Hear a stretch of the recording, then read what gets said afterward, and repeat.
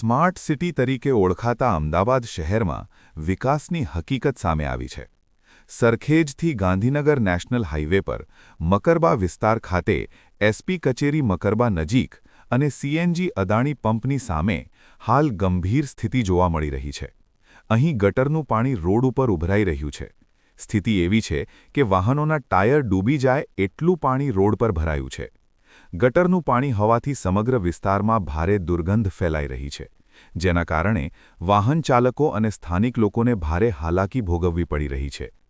Road ઉપર વહેતા આ ગટરના પાણીના કારણે અવારનવાર ટ્રાફિક જામ જેવી પરિસ્થિતિ પણ સર્જાય છે. હાલ આ સમસ્યાના નિવારણ માટે અમદાવાદ મ્યુનિસિપલ કોર્પોરેશન દ્વારા માત્ર એક જ મશીન મૂકવામાં આવ્યું છે, પરંતુ એક મશીનથી રોજે-રોજ ઉભરાતું ગટરનું પાણી ખાલી થતું નથી.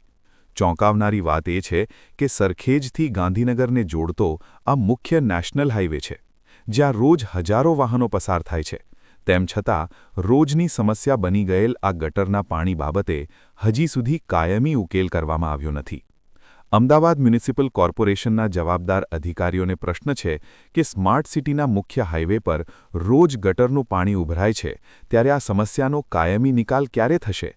સ્થાનિક લોકો અને વાહન ચાલકોની માંગ છે કે એએમસી તાત્કાલિક વધુ મશીનો અને યોગ્ય વ્યવસ્થા કરીને અહીંથી ગટરના પાણીનો સંપૂર્ણ નિકાલ કરે, જેથી જનતાને રાહત મળે.